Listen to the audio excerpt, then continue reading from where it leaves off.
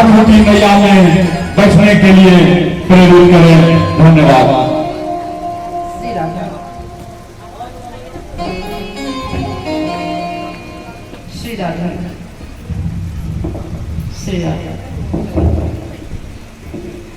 श्री राधा। स्वस्ति श्री गणेशाय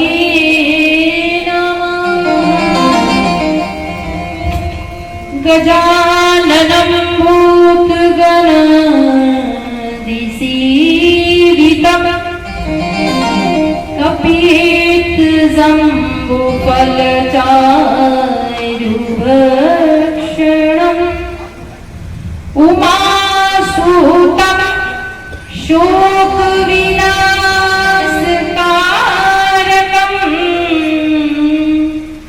नमामि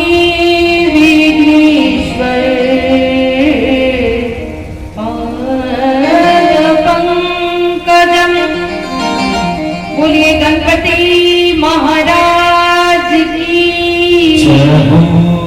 देवी सरस्वती नमो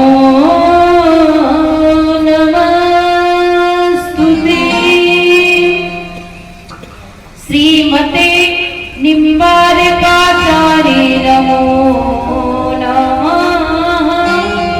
श्री गुरुदेवाय नमः। वसुदेवसुतं देवं कंसचारूरमर्दनं देवकी परमानन्दं कृष्णं वन्दे जगद्गुरुं। कृष्णाय वासुदेवाय हरे परमात्मने प्रणतक्लेशनाशाय गोविन्दाय नमो नमः। भक्ति भक्त भगवंत गुरु चतुर्नाम विवेक, इनके पद वंदन किए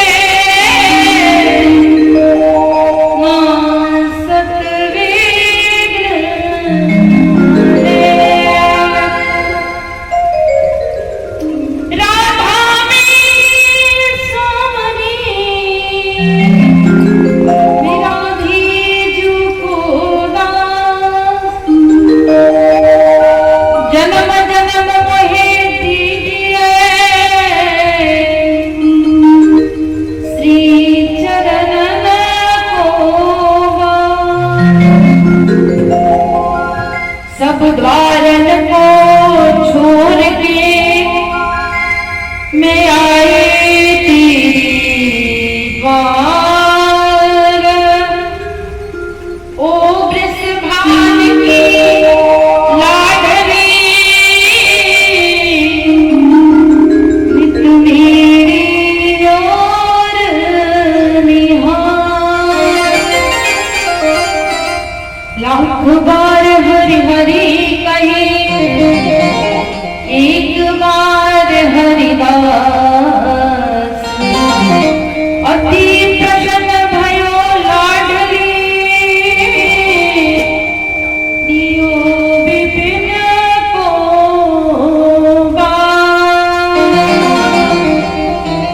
बोली राधा रानी सरकार की। श्री राम मैं सब जग जानी, करहु प्रणाम जुरी जुग बोले श्री सीताराम नाम की।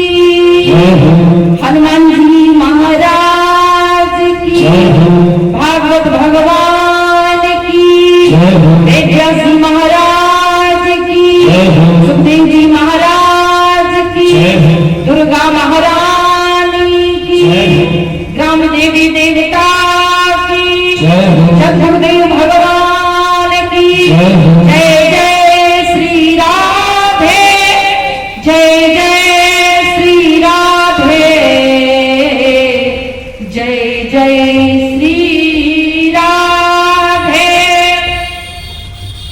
माता जी के श्री चरण कमलों में कोटि कोटि नमन। कोटि व्यास का ग्रहण करें। परम आदरणीय परम सम्मानीय यशस्वी गुरुदेव भगवान के चरण कमलों में कोटि कोटि नमन वंदन। वो अपनी कृपा अपना आशीर्वाद हमें प्रदान करें। उपस्थित सभी भक्तजन, प्रभु प्रेमी, भगवान की पवित्र कीर्ति को श्रवण करने के लिए पधारे हुए रसिक जन, करुणामयी स्नेहमयी मातृशक्ति माता और बहनों, आप सभी के चरणों में मेरा बार बार नमन वंदन। आइए, परम सौभाग्यशाली जब हमारा सौभाग्य उदित होता है, प्रभु की असीम कृपा होती है, तो हमें भगवान के सुंदर सुयस श्रवण करने का सौभाग्य प्राप्त होता है। निश्चित ही हम और आप सौभाग्यशाली हैं जो भगवान की मंगलमयी कीर्ति का श्रवण कर रहे हैं। आइए, पहले भजनों के द्वारा अपनी वाणी, अपने श्रवण, अपने मन को पवित्र करते हैं, तब उपरांत सुंदर इस भागवती गंगा में बड़े भाव के साथ हम सब प्रवेश करेंगे। राधे राधे राधे गोविंद राधे, राधे राधे राधे,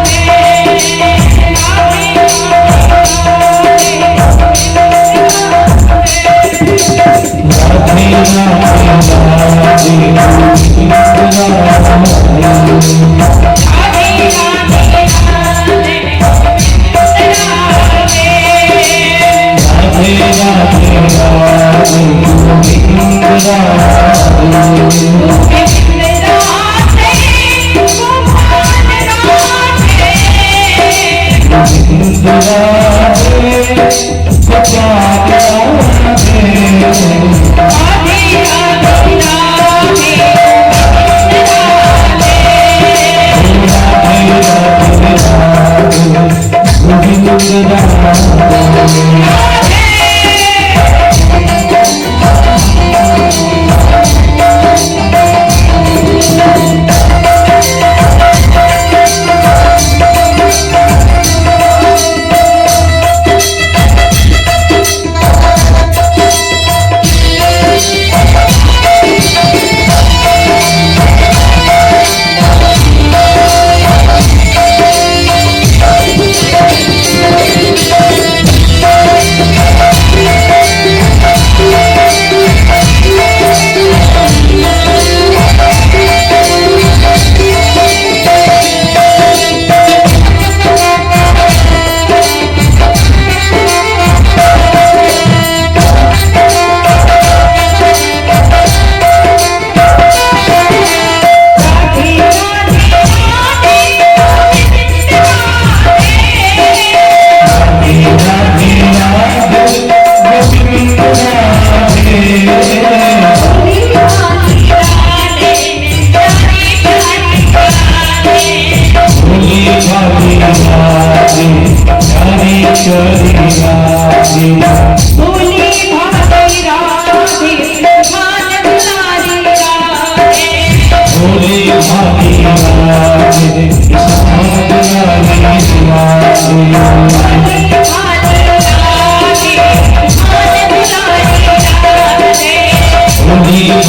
राधे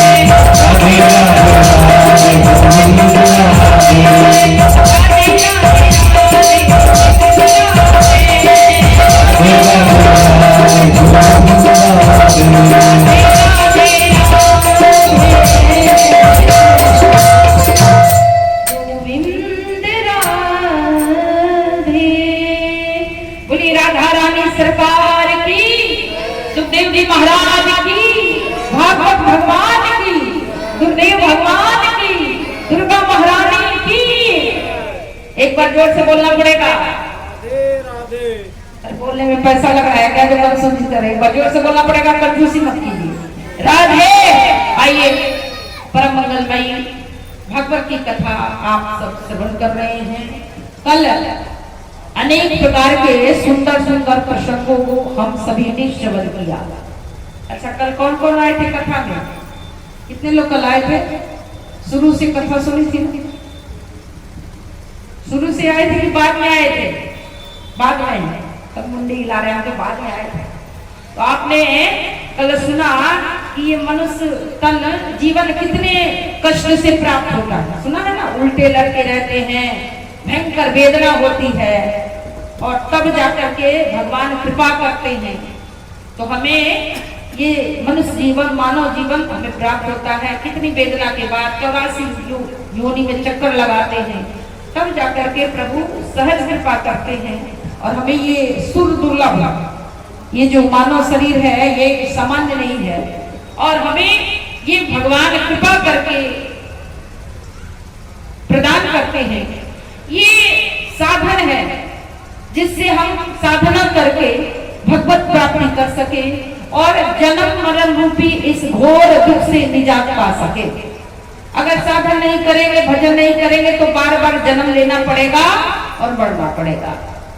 और जब हम सत्संग में जाते हैं तो ये आपको बताया जाता है कि क्या करना है और क्या नहीं करना है।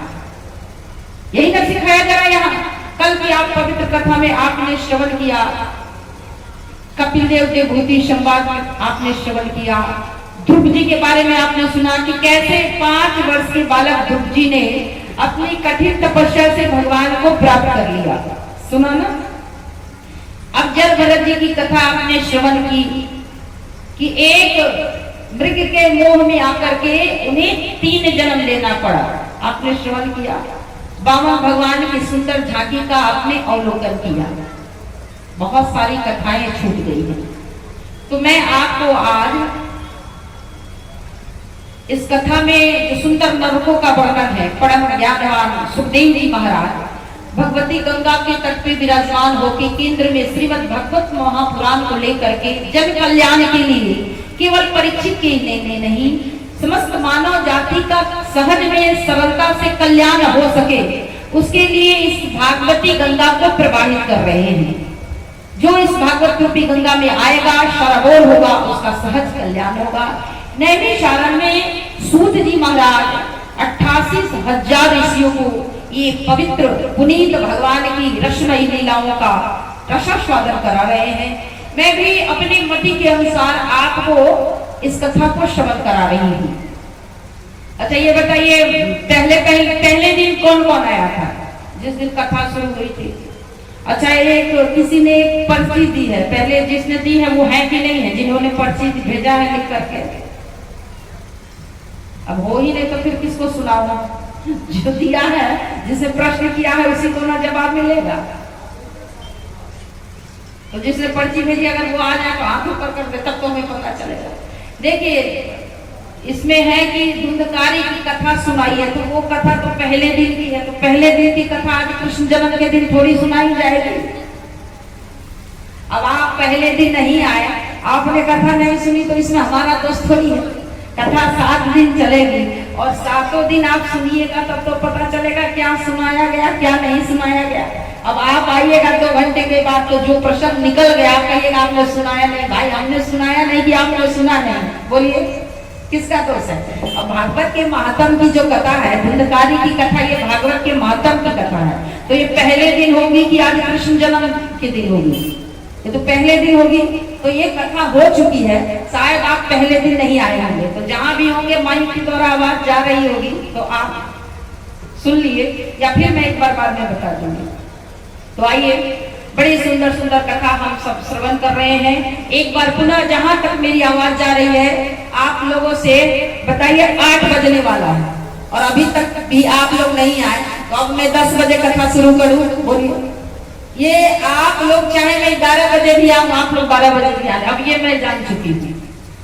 जब मैं आऊंगी, मेरे आने के 1 घंटे के बाद आप लोग आओगे, तो आप आ जाओ, जल्दी आओ, या कहना ही हमने छोड़ दिया, हम आके अपना काम शुरू कर देंगे।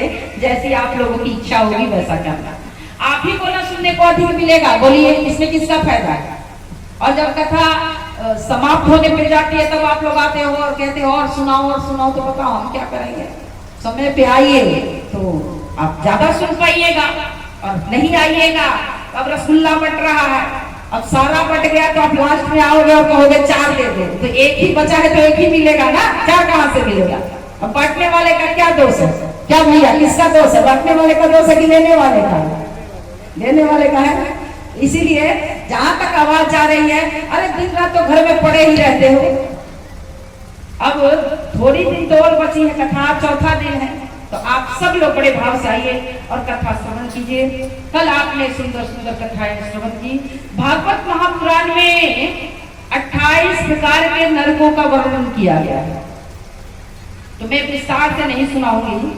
जो जीव, देखिए कभी भी ऐसी बात नहीं है कि हम लोग को पता नहीं है, सब पता है, लेकिन दुख ये है कि सुनने के बाद भी हम वही करते हैं जो हमारे मन में आता है। मनमुखी आचरण करने से, अब मन में आए किसी का सर फोड़ दो तो फोड़ दीजिएगा, फोड़ दीजिएगा तो फिर जेल जाइएगा, जाना पड़ेगा कि नहीं? बोलो। इसीलिए मन के ऊपर भगवान ने हमें बुद्धि दी है, बुद्धि से निर्णय करना चाहिए कि ये काम करना है और ये काम नहीं करना है। तो जो जीव जैसा कर्म करता है, बड़ी सरलता से आपको बता दूं, उसी वैसा नर्क मिलता है। अगर आप दूसरे की क्या क्या करने से, ये तो सबको पता है कि भाई दूसरे की संपत्ति हरण करेंगे, दूसरे की स्त्री का हरण करेंगे, तो हमें नर्क जाना पड़ेगा। जो जीव मांस भक्षण करता है उसे भी नर्क जाना पड़ेगा।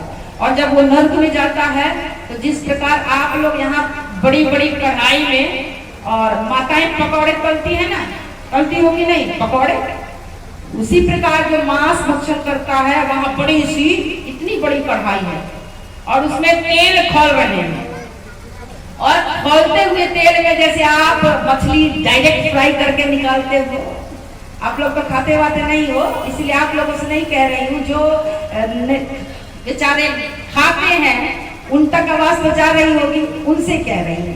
तो उस तरह तलाई होती है, जिस प्रकार आप चटकारे ले लेके यहाँ खाते हो मसाला लगा लगा के, तो वहां यमराज के दूध मसाला लगा लगा करके और वहां वैसे आपकी फ्राई होती है, चटनी बनती है वहां पे। जो स्त्री, मैं बहुत सरल शब्दों में आपको बता रही हूँ ताकि मेरी बात आपको समझ में आए। जो स्त्री या पुरुष दूसरे से संबंध बनाते हैं, स्त्री हो तो पराये पुरुष से या पराये पुरुष हो तो पराई स्त्री से, तो उन्हें भी वहां यातनाएं दी जाती है। कैसे? अगर स्त्री है तो लोहे का पुरुष बना के उसे तपा दिया जाता है और बलपूर्वक वो पुरुष उस स्त्री का आलिंगन करता है। यही हाल स्त्री पुरुष दोनों के साथ होता है और वहां भयंकर यातनाएं दी जाती है। यहाँ तक कि अगर आप खटमल तो सब मारते हैं ना, मच्छर खटमल वो मारते हैं हम लोग, तो उसके लिए भी नरक में जाना पड़ता है। एकदम सरल में बता दूं आपको, और तो हमने कितने पाप हमने कर लिए हैं तो उसकी बात छोड़ो, ये तो सब करते ही होंगे। तो जब इस प्रकार नरकों का वर्णन हुआ कि अगर जो हर जीव जो जैसा पाप करता है उसे नरक में जाना पड़ता है। और जब नरकों के बारे में परीक्षित जी सुनते हैं तो डर गए कि भाई तब तो सभी नरक में ही जाएंगे, खटमल तो सब मारते हैं ना। तो परीक्षित जी से कहते सुखदेव जी महाराज, हे राजन, जीव को जीते जी मुझे पता है, आपको पता है कि हमने कौन कौन से पाप किए हैं, पता है कि नहीं पता? बोलो। आपसे ज्यादा आपको कोई और दूसरा नहीं जान सकता। सही बात है कि गलत बात है? बोलो भाई। आप मदिरा पीते हो, ये आपको पता होगा, मुझे तो पता नहीं है। सही बात है? या झूठ बोलते हो, या कोई भी बहुत तरह के पाप होते हैं, चुगली करना, ईर्ष्या करना, द्वेष करना, लोभ करना, तो आपको पता है ना। तो सबको पता है कि हमने कौन कौन से पाप कर लिए हैं।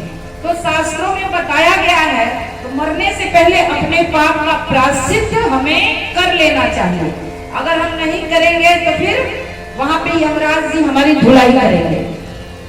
अब ये बताइए, जैसे कपड़ा बहुत गंदा हो जाता है, कपड़ा हम पहनते हैं ना, वस्त्र पहनते हैं तो बहुत गंदा हो जाता है, तो हम क्या करते हैं, पहले तो अगर कम गंदा हो तो हल्की साबुन लगा करके और घर में साफ कर लेते हैं।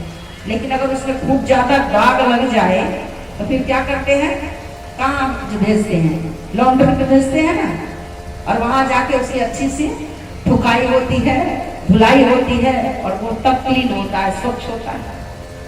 उसी प्रकार अगर हम प्रायश्चित नहीं करेंगे यहाँ, तो मरने के बाद भगवान ने नर्क बनाए हैं 28 प्रकार के, और उसमें जाके यमराज के दूत जब जब के हमारी धुलाई करते हैं, हमारी धुलाई करते हैं, वहां हजारों वर्ष तक जब हम भोगते हैं, उसके बाद जो पाप बच जाते हैं वो लेकर के इस धरती पे पाप को लेकर के आते हैं, और उसके हम फूल फिर यहाँ भोगते हैं।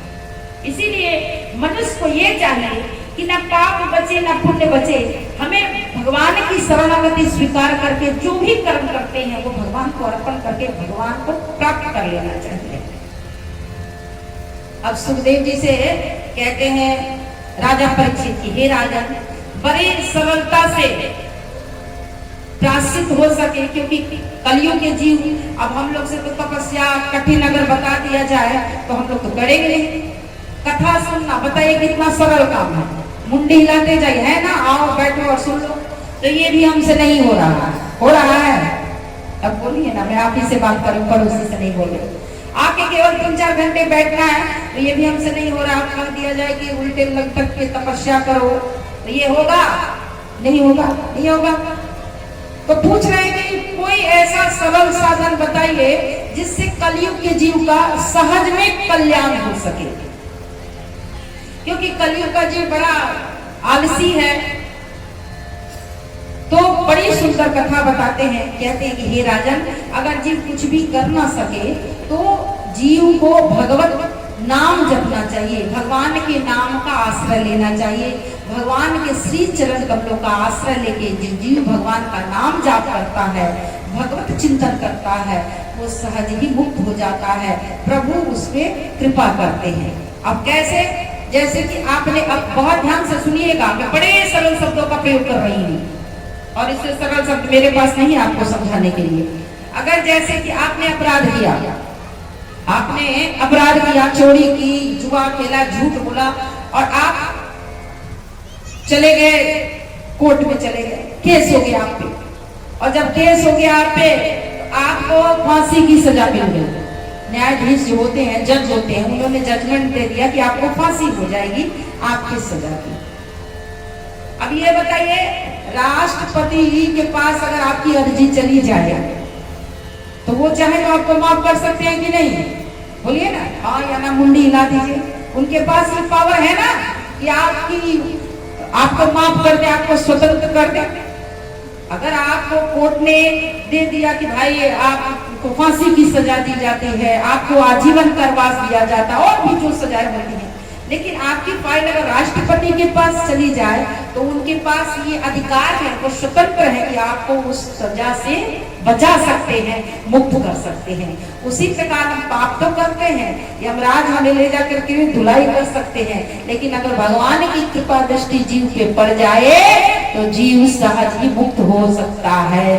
बोलिए प्रियकांत जी सरकार की जय। तो हर मनुष्य को अपने गुरु के चरणों में जाकर के, जिनके भी प्रति आपकी श्रद्धा है, उनके श्री चरण कमलों में जाके आप नाम दीक्षा लीजिए और भगवत नाम जपिए, और सहज ही आपका कल्याण हो जाएगा। तो राजा परीक्षित कहते हैं कि ये बताइए कि ये आप उपाय हमें ही बता रहे हैं कि इससे किसी का कल्याण हुआ? ये जो आप हमें ज्ञान दे रहे हैं, तो आप ये बताइए कि इससे किसी का कल्याण हुआ है कि केवल हम ही पे पहले ट्राई कर रहे हैं? क्योंकि कलयुग का जीव जब तक उसे प्रमाण नहीं मिले तब तक वो मानने वाला नहीं है।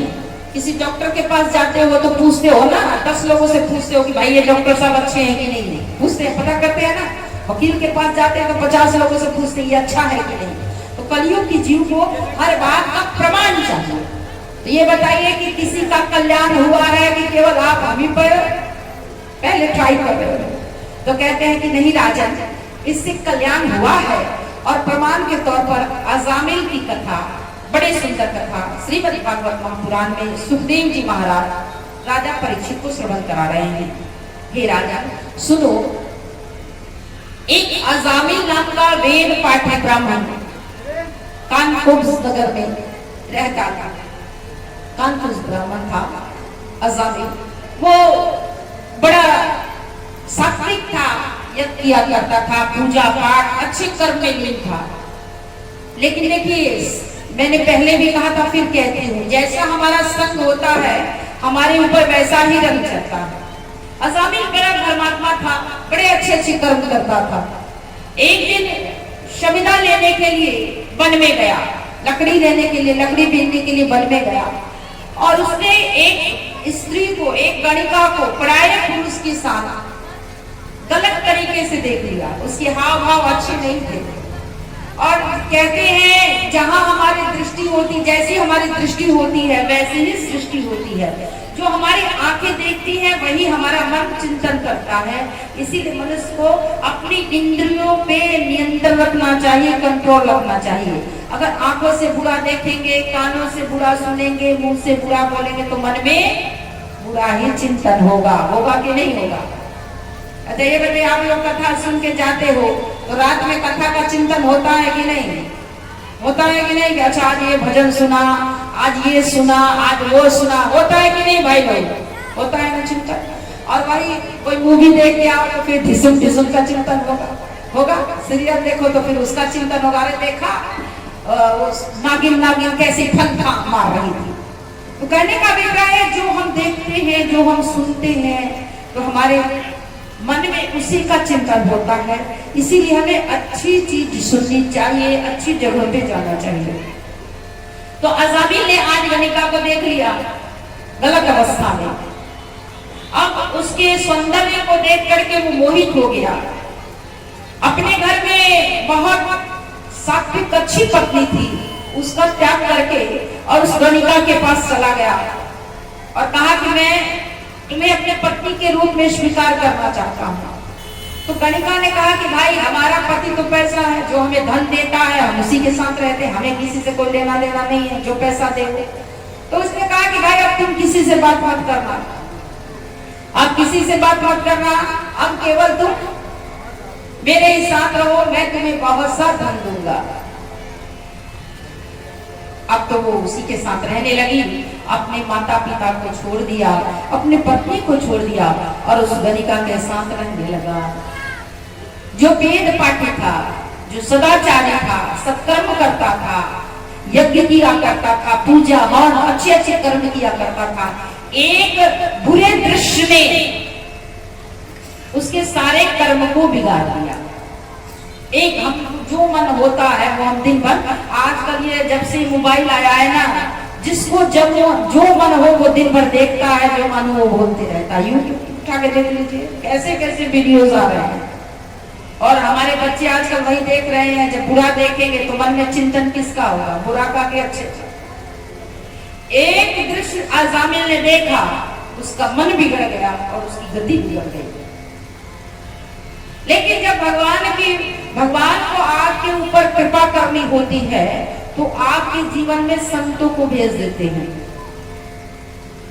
तो एक दिन संत उस नगर में आए और उस नगर में आकर के पूछने लगे।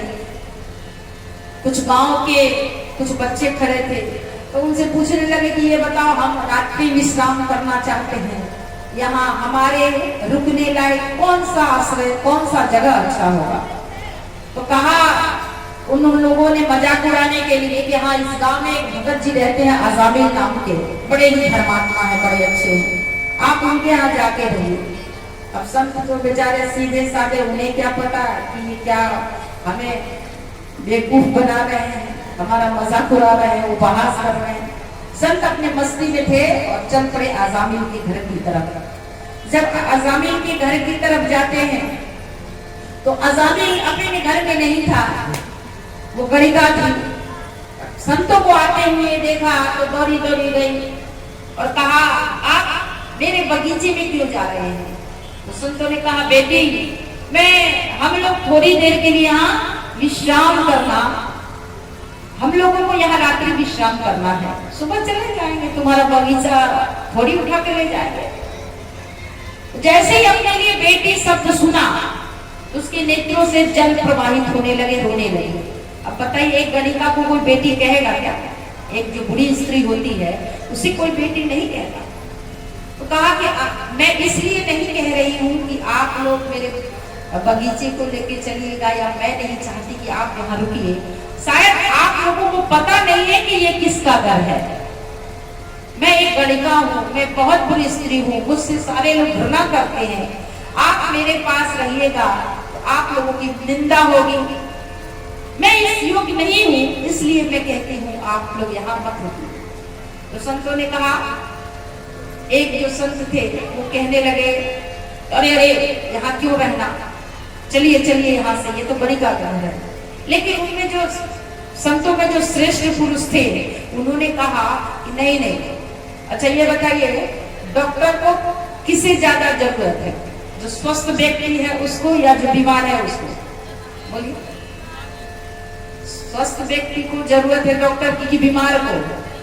बीमार को जरूरी है। तो उन्होंने कहा संत की जरूरत है, जो सुधरे हैं वो तो सुधरे हैं ही, जो बिगड़े हैं उन्हें सुधारने का काम है ना संतों का। जो सुधरे हैं वो तो अच्छे लोग तो अच्छे हैं ही, जो बुरे हैं उनके पास न जाके बार बार उन्हें सुनाया जाता है सुधरो सुधरो सुधरो। प्रयास तो करना ही चाहिए, सुधरिए ना सुधरे उसकी मर्जी। तो उन्होंने कहा कि नहीं नहीं, हम यही रुकेंगे। उसने कहा कि मैं तो आपको इतनी अपवित्र हूँ कि अपने हाथों से आपको भोजन बना के भी नहीं खिला सकती हूँ, लेकिन सूखी सामग्री आपको दे देती हूँ, आप लोग बनाइए और बड़े आराम से यहाँ विश्राम कीजिए, रहिए। सूखी सामग्री दे दी। संतों ने खूब सुंदर से प्रसाद बनाया, प्रसाद भगवान ठाकुर जी को भोग लगाया, प्रसाद पाया। अब सुबह अजामिल आया और अजामिल आकर के अजामिल ने देखा कि संत रुके हुए, तो अजामिल कहने लगा, अरे इनकिन बाबा जी के चक्कर में ये कौन आ गया है, भगाओ भगाओ। तो देवी जी ने कहा खबरदार, जो भगाया।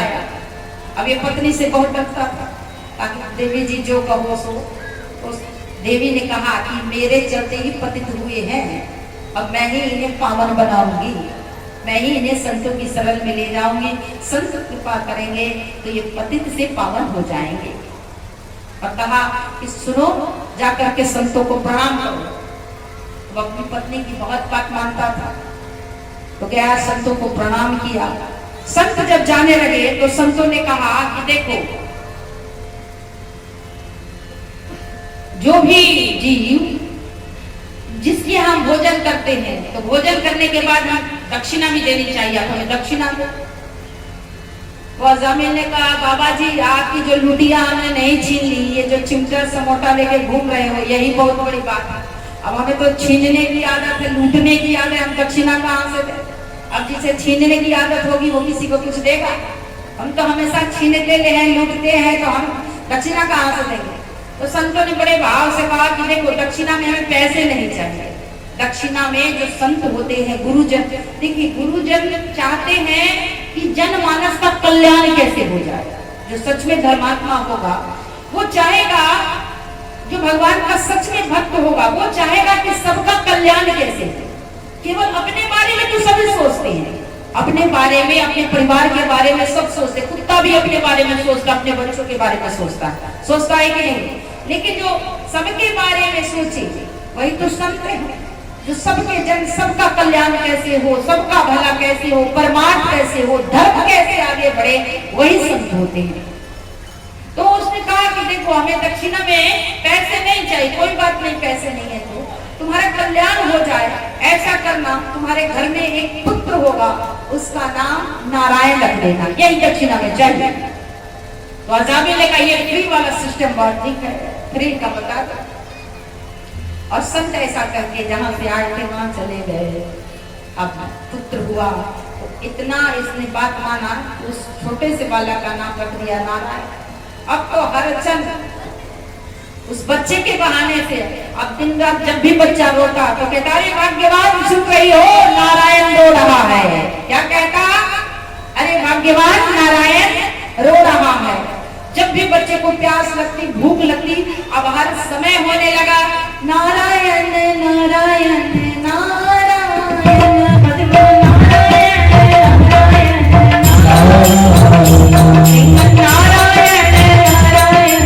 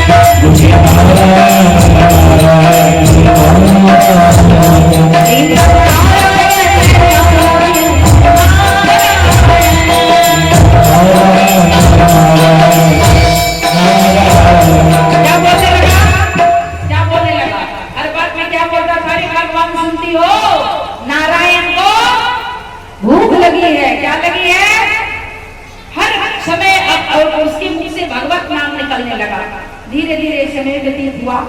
एक दिन अजामिल बिस्तर पे पड़ा था, मंत्र त्याग हुआ था।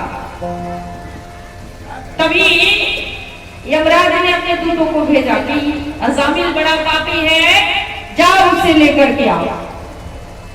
और जैसे ही यमराज के दूत आए, गले में फांसी डाल दी, लेके जाने लगे, तभी डर से वो चिल्लाया। मन में उसका वो नारायण का बालक खेल रहा था और जोर से चिल्लाया, नारायण बचाओ, नारायण बचाओ, नारायण बचाओ, नारायण बचाओ।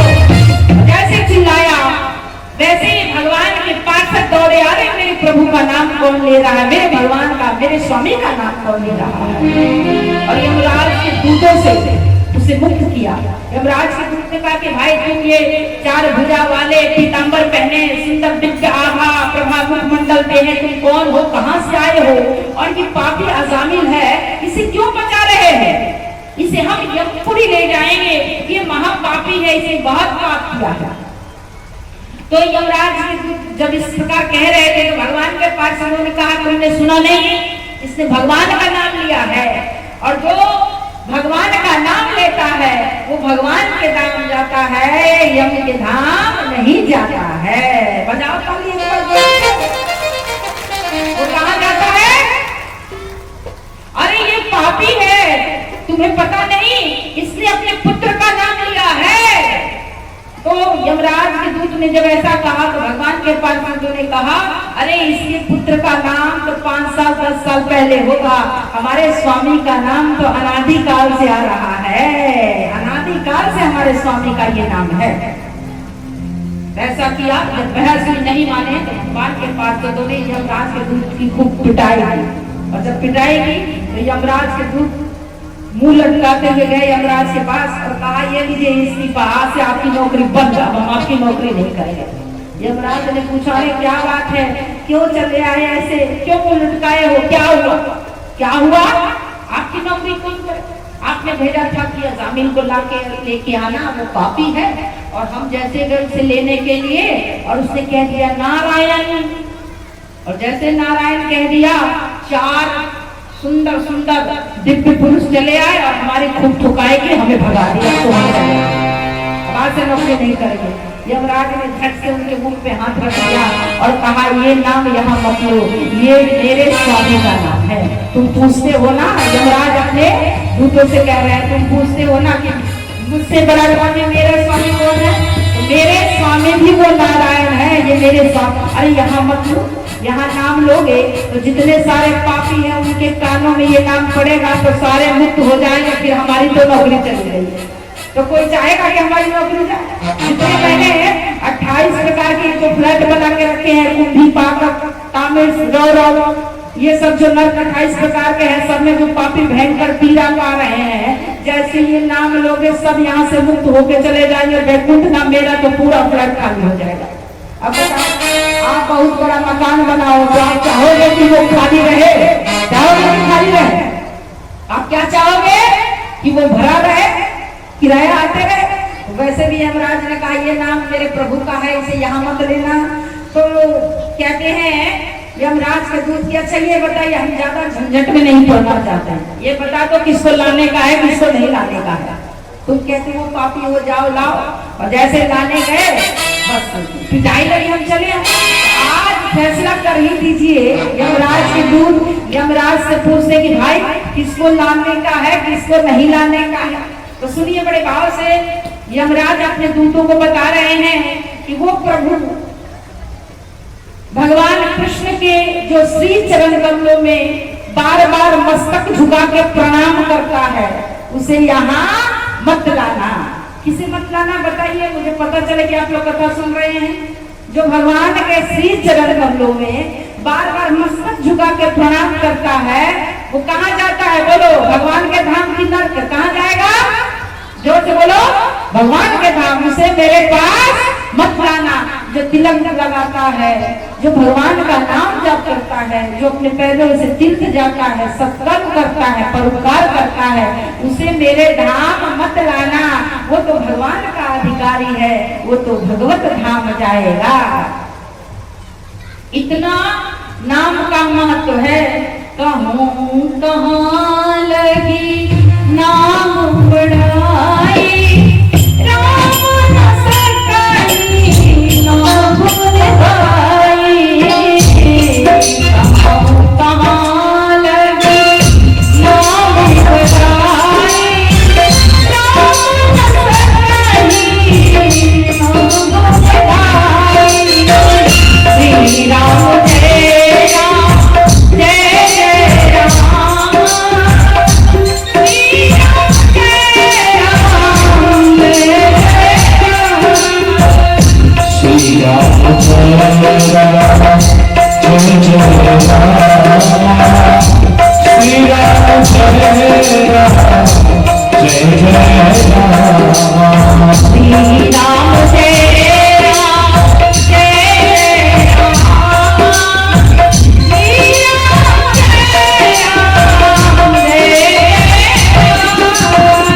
श्री राम जय राम जय राम, श्री राम जय राम जय राम। श्री राम जय राम जय जय राम, श्री राम जय राम जय जय राम। श्री राम जय राम जय राम, श्री राम जय राम जय जय राम। श्री राम जय राम जय जय राम, श्री राम जय राम जय जय राम। श्री राम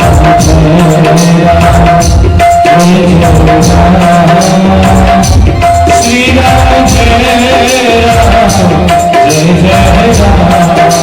राम, श्री राम जय राम जय जय राम। श्री राम जय राम जय जय राम, श्री राम जय राम जय जय राम। बोलिए जब रामचंद्र भगवान की। कहते हैं यमराज जी भगवान के नाम का इतना महत्व है कि स्वयं भगवान भी आकर के बैठे और अपने नाम की बड़ाई करें, अपने नाम के महत्व को बताएं, तो वो भी बता नहीं सकते, इतनी भगवान की नाम की महिमा है। तो श्रीमद् भागवत महापुराण में भगवान की सुंदर नाम की महिमा गाई गई है। एक बार देखिए, एक में और भगवान के नाम की महिमा आप लोगों को बताती हूँ, ताकि आपकी श्रद्धा भगवान के नाम के प्रति निष्ठा मजबूत हो।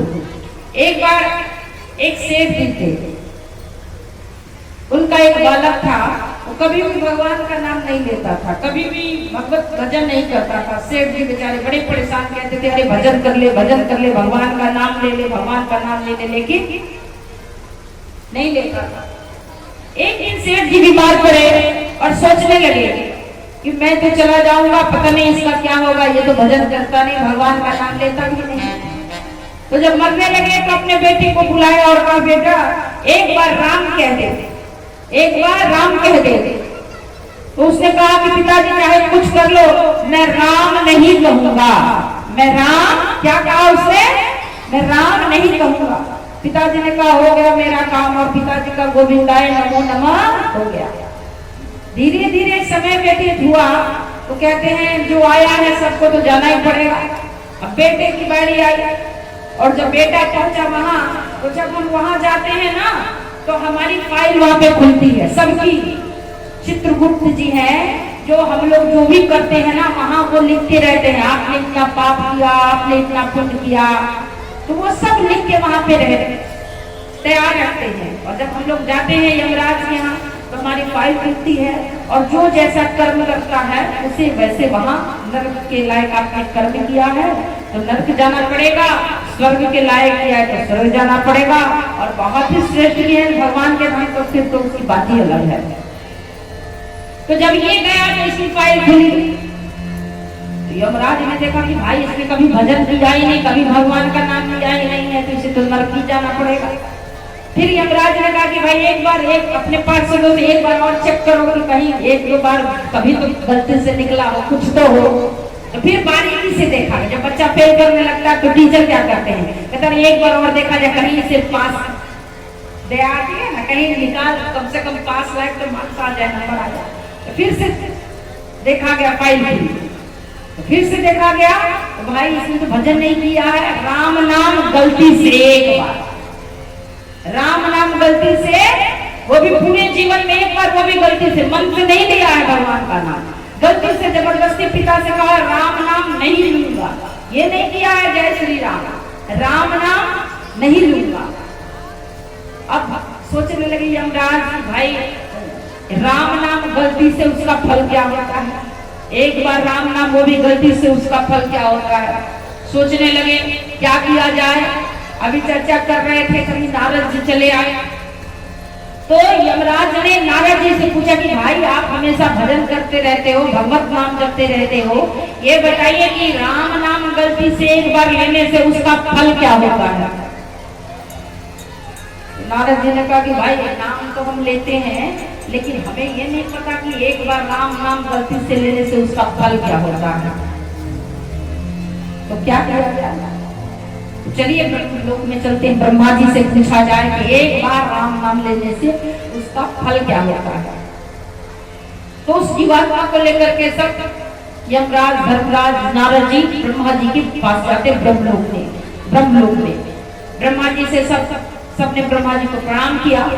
ब्रह्मा जी से सबने पूछा कि बताइए ब्रह्मा जी आप सृष्टि की रचना करते हो, ये आप बताइए कि एक बार राम का नाम लेने से वो भी गलती से उसका फल क्या होता है।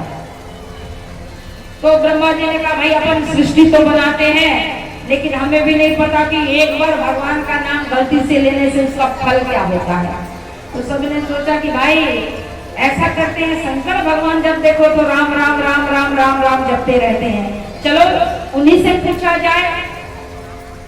तो सब पहुंचे कैलाश लोक, धर्मराज, यमराज, नारद जी, ब्रह्मा जी उस जीवात्मा को लेके पहुंचे। कहाँ पहुंचे बताओ, कहाँ पहुंचे, जोर से बोलो। महादेव के पास। सबने कहा शंकर भगवान की, बोलिए शंकर भगवान की। सब शंकर भगवान के पास पहुंचे और सबने पूछा, बाबा को प्रणाम किया और कहा कि बाबा ये बताइए कि आप हमेशा राम राम राम राम जपते रहते हो, ये बताइए राम नाम का फल क्या है। कोई जीव अगर एक बार राम का नाम ले वो भी गलती से, तो उसका फल क्या है। तो शंकर भगवान जैसे ही राम नाम भगवान का नाम बाबा ने सुना, उनकी झट समाधि लगे, नेत्र बंद हो गए। आधे घंटे नेत्र बंद रहे, सब खड़े रहे कि भाई बाबा नेत्र खोलेंगे और बताएंगे। आधे घंटे के बाद जब सब जय महादेव करने लगे तो बाबा के नेत्र खुले। सबने पूछा कि बाबा अब तो बताइए कि राम नाम गलती से जो जीव लेता है उस नाम का क्या फल होता है। शंकर भगवान ने कहा कि भाई हम राम नाम जपते तो हैं, हमें ये नाम बहुत प्रिय है, लेकिन हम भी इसकी महिमा को नहीं जानते हैं, इसकी कितनी महिमा है, कहीं कम ना कह दे। तो क्या किया जाए, अब तो कहाँ बचा, तो जिसका नाम है उसी के पास चलते हैं। अब तो एक बैकुंठ लोक की बच गया, वहीं चलते हैं और भगवान से पूछते हैं कि भाई एक बार कोई नाम आपका नाम गलती से ले ले, उसका फल क्या होता है? चलो चलो सब बैकुंठ लोक चलो चलो चलो, सब चलने के लिए तैयारी करने लगे। तो सब देखते हैं कि वो जिसे लेके जाना वो गायब हो गया। भाई जब छोड़ ही नहीं रहे तो पेशी किसकी होगी? पेशी करने के लिए मुझे तो चाहिए ना। अब सब ढूंढने लगे, भाई ये कहाँ गया, ये कहाँ गया? तो सबने देखा कि कैलाश में एक सोने की पालकी थी जिससे पार्वती मैया कभी घूमने के लिए जाया करती थी, तो ये पालकी में बैठा था। सबने कहा चलो चलो अभी एक लोग बाकी है, वहां चलना है, वहां जाकर तुम्हारा फैसला होगा। इसने कहा अब जहाँ भेजना है भेजो, कहीं नहीं जाने वाले। जब देखो तो ब्रह्म लोग चलो, शिव लोग चलो, यहाँ चलो वहां चलो, पैर टूट गए, अब मैं नहीं जाने वाला। अगर अब मुझे ले जाना तो इस पालकी पे ले चलो, अब मैं नहीं चलने वाला।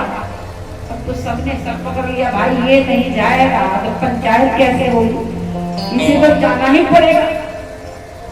तो एक तरफ नारद जी, यमराज, धर्मराज, सब शंकर जी सब मिलकर के पालकी उठाते हैं और पालकी पे कहाँ लेके पहुंचे? बोलिए नारायण भगवान की जय। पहुंचे वहां वैकुंठ पे जाकर के भगवान की स्तुति करने लगे। जैसे ही पट खुला, भगवान का पीतांबर शंख चक्र गदा लिए हुए मंद मत मुस्कुराते हुए भगवान नारायण प्रकट हो गए।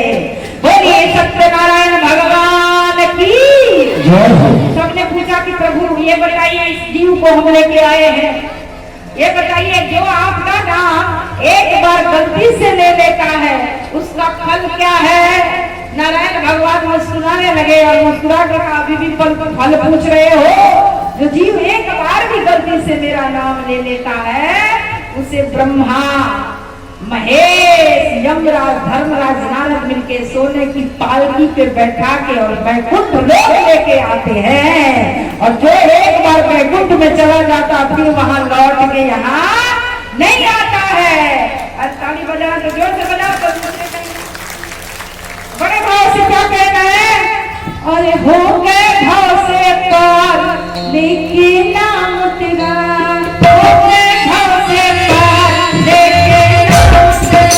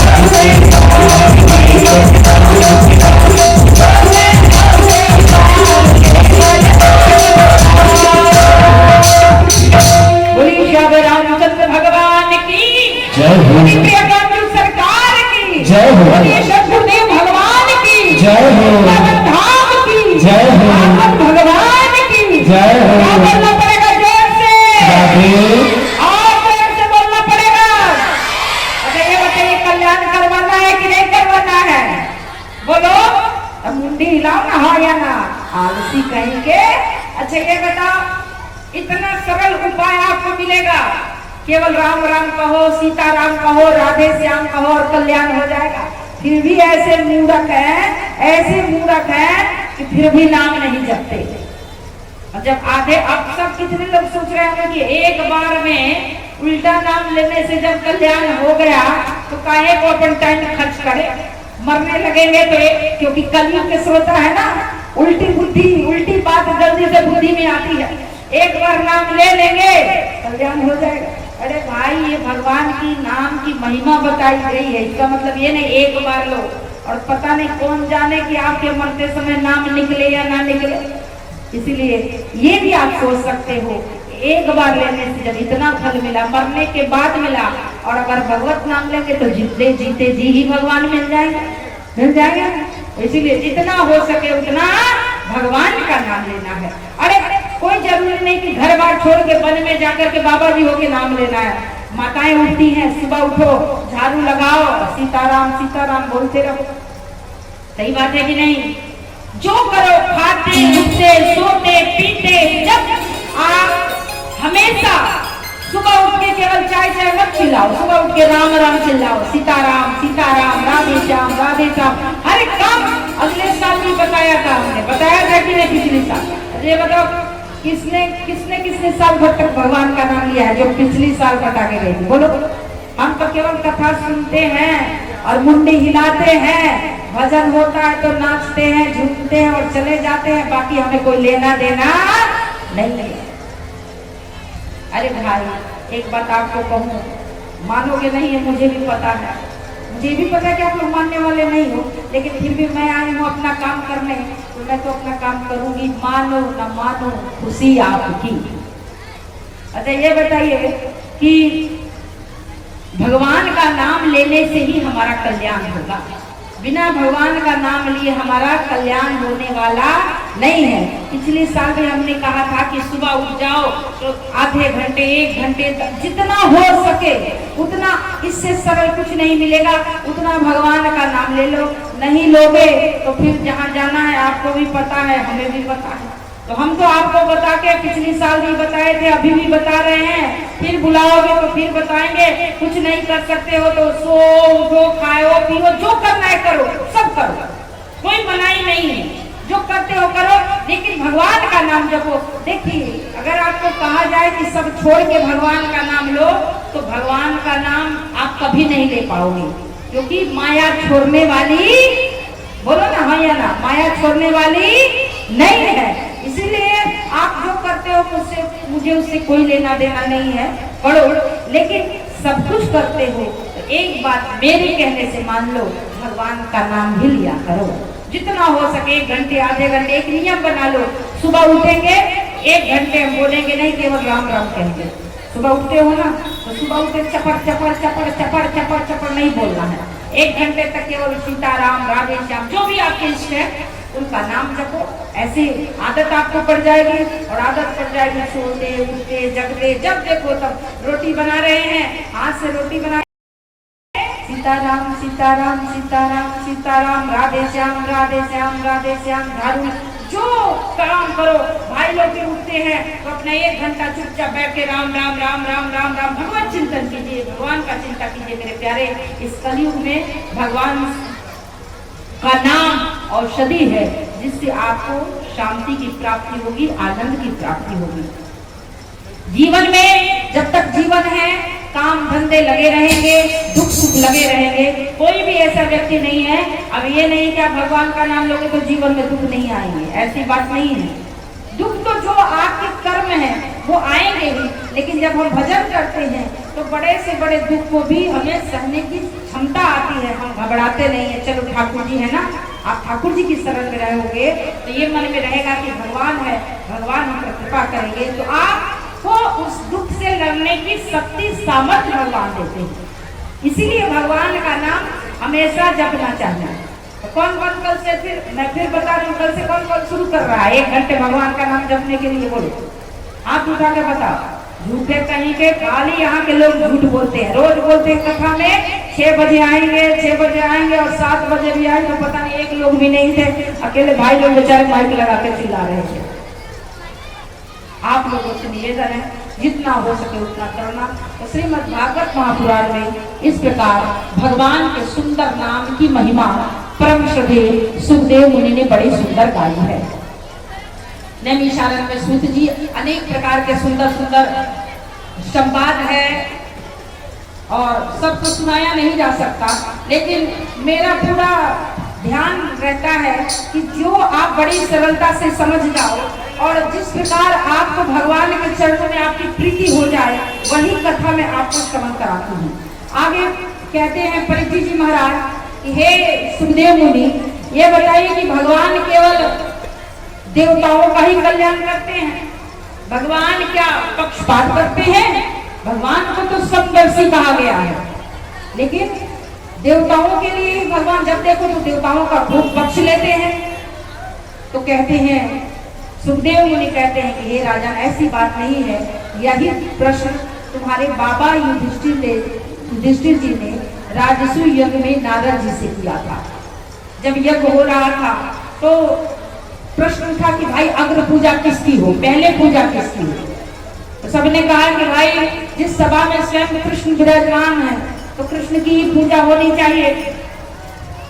तो जब कृष्ण की पूजा होने लगी तो शिशुपाल उठ के भगवान को गालियां देने लगा, और जब 101 गाली हुई तो भगवान ने अपना सुदर्शन चक्र छोड़ा और उस चक्र से उसका गला कट गया। उसके अंदर से जो तेज निकला वो भगवान में समाहित हो गया। तो ये देख करके युधिष्ठिर जी को संशय हुआ कि भाई जो गति भगवान ऋषि मुनि संत भक्तों को देते हैं वही गति इस पापी को भी मिला। ये तो पापी था, तो फिर ये भगवान की इसका तेज भगवान में कैसे समाहित हो गया, ये प्रश्न उठता है। तो कहते हैं कि भगवान का ये कहना है, ये यथा मां प्रबंधे तास तथैवं भजाम्यहम्। जो जीव मुझे जिस भाव से भजता है, मेरी प्रतिज्ञा है मैं भी उसे वैसे ही भजता हूँ। अगर आप भगवान को मित्र बना के भजो तो भगवान आपके मित्र बन जाएंगे, भगवान को आप शत्रु बना के भजो तो भगवान आपके शत्रु बन जाएंगे, भगवान को आप स्वामी बना के भजो तो भगवान आपके स्वामी बन जाएंगे। मीरा के लिए पति बन गए, कंस के लिए उसके शत्रु बन गए, बने कि नहीं बने? भगवान को जो जिस भाव से भजता है भगवान उसको उसी भाव से भजते हैं। एक बार दुष्ट गए भगवान के पास दौड़े और सबने जाकर के कहा कि प्रभु ये बताइए कि आप आते तो हमारे चलते हैं ना, तो हमारा भी कल्याण कीजिए। तो भगवान ने कहा कि भाई जाओ हमारा भजन करो, तुम्हारा कल्याण होगा। तो इसने दुष्टों ने कहा कि भाई तामस शरीर से भजन कहाँ हो, और अगर हम भजन करने लगे तो फिर हम दुष्ट कहेंगे, जब हम भजन ही करने लगे तो हम दुष्ट कहाँ रह जाएंगे, हम तो फिर धर्मात्मा अच्छे हो जाएंगे। तो आप कोई ऐसा उपाय कीजिए कि हमारा भी कल्याण हो। तो कहा भगवान ने कि भाई ठीक है, तो हमसे शत्रु का ही कर लो। किसी प्रकार कहने का यह अभिप्राय है कि आप अगर किसी प्रकार से भगवान से अपना संबंध जोड़ लेते हो, चाहे शत्रु भाव से, मित्र भाव से, सखा भाव से, तो आपका कल्याण होना निश्चित है। अब कंस रावण ने भगवान से कौन सा रिश्ता जोड़ा था बताओ? कंस और रावण भगवान को क्या मानते थे? कंस कृष्ण को क्या मानता था? मित्र के शत्रु। अब बोलिए ना, इतना तो सबको पता है, शत्रु मानता था। लेकिन भगवान ने उनका भी कल्याण किया कि नहीं? जब कंस को मारा तो भगवान के हाथ से जो मरेगा वो कहाँ जाएगा? बोलो, नरक तो जाएगा नहीं, कहाँ जाएगा? भगवान के धाम ही जाएगा। तो कहा भगवान सब पे कृपा करते हैं। और सुनो, भगवान दैत्यों पे भी कृपा करते हैं। 12 भागवतों में जो 12 भागवत है उनमें 2 दैत्य जो राक्षस है, मतलब दैत्य कुल में है, राक्षस स्वभाव से नहीं है, दैत्य कुल में है, वो प्रहलाद जी और बलि, ये दोनों दैत्य कुल से हैं। भगवान ने उनका भी कल्याण किया। और बड़ी सुंदर यहाँ श्रीमद् भागवत महापुराण में 7वें स्कंद में प्रहलाद जी का सुंदर चरित्र आता है। प्रिय श्रोताओं, मैं चाहूंगी आप बड़े ध्यान से सुनिए। अब ये बताइए, 4 लोग इधर खड़े होंगे, 2 लोग इधर खड़े होंगे, तो कहाँ कथा में आनंद आएगा? जितने वहां बच्चे रोड पे खड़े हैं, कितना जगह खाली है, आप सामने बैठ के कथा सुनिए। बहुत लोग वहां बैठे हैं, आपसे निवेदन है आप सामने बैठिएगा तो आपको ज्यादा फल मिलेगा और मुझे भी कहने में आनंद लगेगा। तो जो लोग बाहर खड़े हैं आप सब सामने आके बैठ जाइए, बहुत निवेदन है आपसे। बच्चे भी आप खड़े हैं, आके बैठ जाइए, जगह है, फिर क्यों पैर को दुख दे रहे हो भाई?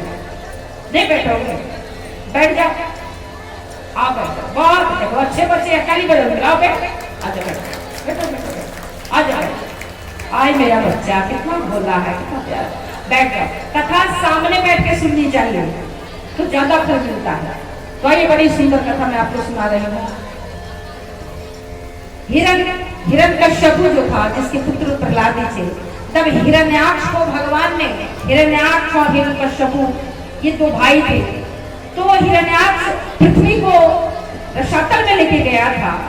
तो भगवान वाराह बन करके और उसका वध करते हैं, पृथ्वी माँ को वहां से मुक्त करते हैं, लेके आते हैं। तभी से हिरण्यकश्यप भगवान को अपना बैरी शत्रु मानने लगा और भगवान से बैर लेने के लिए वो पर्वत पर जाकर के और बड़ी कठोर तपस्या करने लगा। ब्रह्मा जी की बड़ी कठोर तपस्या। अच्छा, ये इतने तपस्या करते हैं, देवता से ज्यादा दानव तपस्या करते हैं, लेकिन इनकी दुर्गति होती है। क्यों? क्योंकि शक्ति मिलने के बाद ये उस शक्ति का उपयोग दुरुपयोग करते हैं। तो ये जाकर के जब व्रत करने लगा, तपस्या करने लगा, इतनी घनघोर ब्रह्मा जी की तपस्या की, इतनी घनघोर तपस्या की कि इसके शरीर पे दीमक लग गया। और ब्रह्मा जी तपस्या से प्रसन्न हुए और ब्रह्मा जी ने कहा कि भाई हम आपकी तपस्या से बड़े प्रसन्न हैं, तुम्हारी तपस्या से प्रसन्न है, मांगो क्या वर मांगते हो। तो इसने कहा कि मैं अमर होगा। तो ब्रह्मा जी ने कहा भाई हम अमर नहीं हुए, हमें भी कल्प के अंत में मरना पड़ता है, तो भाई आप कैसे अमर हो सकते हो? हमारा भी समय जब समाप्त हो जाता है तो हमें भी मरना पड़ता है, तो हम आपको अमर कैसे कर सकते हैं? जो आया है उसे मरना ही पड़ेगा, कुछ और मांग लो। तो इसने कहा कि भाई ठीक है, तो वरदान दे दीजिए, न दिन में मरूं न रात में मरूं, आपकी बनाई हुई कोई सृष्टि जो जितनी भी रचना है उससे न मरूं, न अस्त्र से, न शस्त्र, न घर में, न बाहर, कहीं भी नहीं मरूं, न नर से, न मानव से, ना नर से मरूं, न पशु से मरूं, ना 12 महीने जो होते हैं उसमें न मरूं, न दिन में न रात में, ऐसे वरदान। ब्रह्मा जी ने कहा तुमने जैसा वरदान मांगा, आज तक तो किसी ने ऐसा वरदान नहीं मांगा, लेकिन तुमने जैसी तपस्या की वैसी तपस्या भी किसी ने नहीं की, तो तपस्या किया है तो वरदान तो देना पड़ेगा। तो हिरण्यकश्यप को वरदान मिल गया। अब वरदान मिलने के बाद इसे लगा कि अब मैं ही भगवान हूँ और आकर के पूजा पाठ तप तपस्या सब कहा कोई नहीं करेगा, सब बंद करो, अब मेरी पूजा होगी, अब मेरा नाम, अब कोई नारायण का नाम नहीं लेगा, अब हिरण्यकश्यप का नाम लेगा। सब लोगों ने पूजा पाठ बंद कर दिया।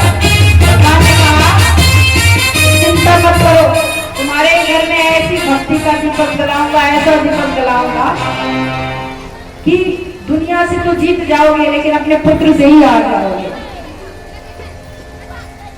और कयादु की गर्भ से, जब कयादु गर्भवती थी तो कयादु को नारद जी का सत्संग मिला था। कयादु को इंद्र पकड़ के लेके जा रहे थे, मार्ग में नारद जी मिल गए और कहा कि सबला स्त्री को क्यों पकड़ के ले जा रहे हो? तो इंद्र ने कहा ये हिरण्यकश्यप की पत्नी है, गर्भवती है, इसके गर्भ से दुष्ट उत्पन्न होगा और हमें पीड़ा देगा। नारद जी ने कहा ये किसने कह दिया? इसके गर्भ से भगवान का भक्त जन्म लेगा। और नारद जी कयादु को अपने आश्रम पे रखते हैं और गर्भ में ही, ध्यान चाहूंगी आप सबों का, आजकल हम लोग जब गर्भ में शिशु आता है तो सीरियल देखते हैं, बुरे बुरे दृश्य को देखते हैं जो कि वर्जित है। रामायण का पाठ, भागवत का पाठ, सत्संग करना चाहिए ताकि गर्भ में जो शिशु है उस पर बहुत बड़ा प्रभाव पड़ता है। अभिमन्यु ने गर्भ में ही तो सीखा था। अभिमन्यु ने वो जो उन्होंने चक्रव्यूह का भेदन किया था, लेकिन जब सुना रहे थे अर्जुन तो आधे में ही उनकी मां सो गई थी, जिसके कारण वो अंदर तो चले गए लेकिन निकलना उन्हें नहीं आता था।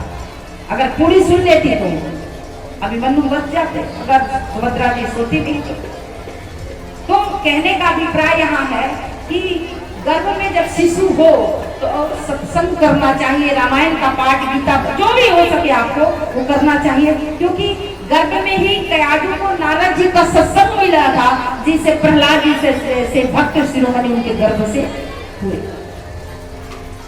तो जब प्रहलाद जी हुए तो पढ़ने के लिए गए हिरण्यकश्यपु ने भेजा कि प्रहलाद जाओ पढ़ के आओ, आसुरी विद्या सीखने के लिए भेजा। लेकिन प्रहलाद जी को तो घर में ही सत्संग मिल गया था, जहाँ बैठते थे और सबसे कहते हरि हरि बोल, हरि हरि बोल, हरि हरि बोल, हरि हरि बोल, हरि हरि बोल, हरि हरि बोल, हरि हरि बोल,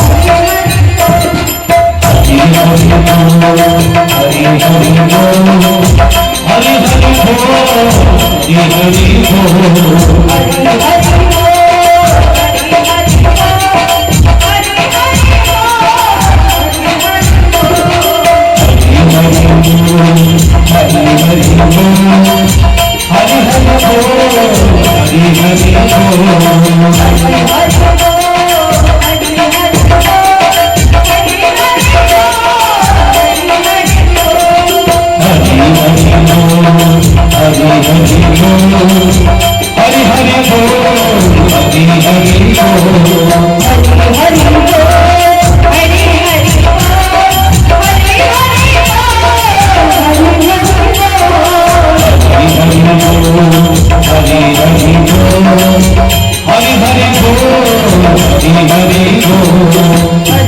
हरि हरि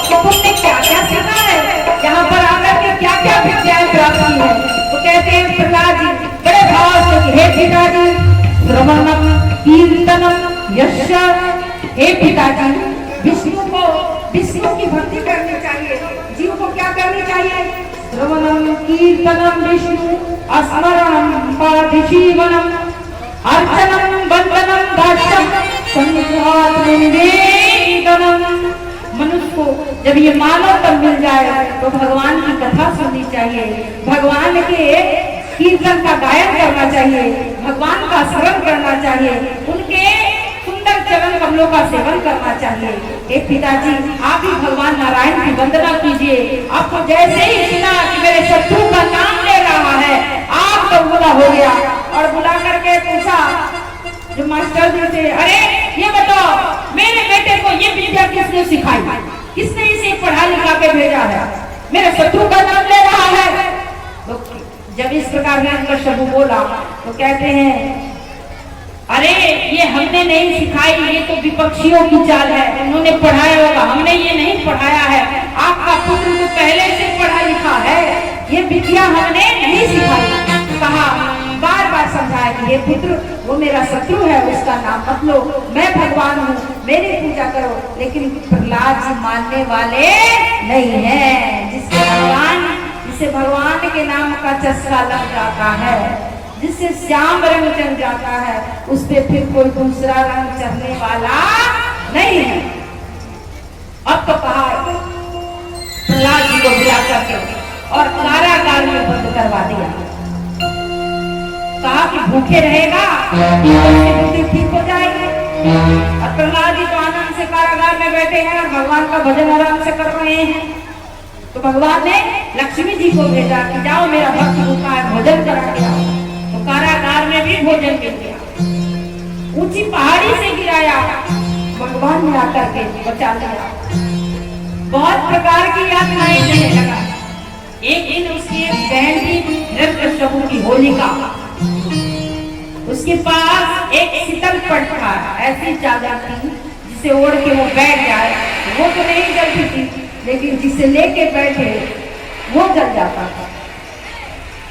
तो बहुत बड़ी होलिका तैयार की गई, जो पिछले महीने हम लोगों ने होलिका दहन किया, बहुत बड़ी होलिका तैयार की गई और होलिका प्रहलाद जी को लेकर के बैठे।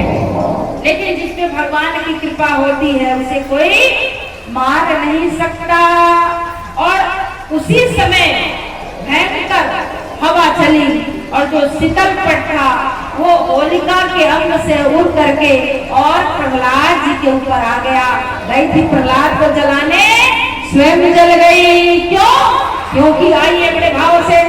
मारने वाला है भगवान, बचाने वाला है भगवान, मारने वाला है भगवान, बचाने वाला है भगवान।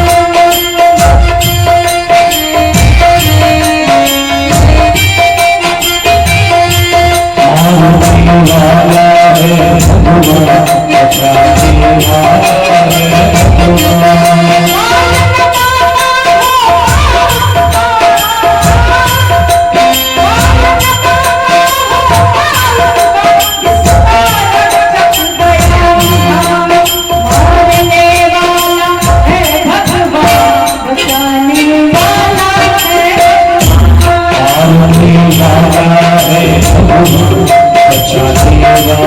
है भगवान।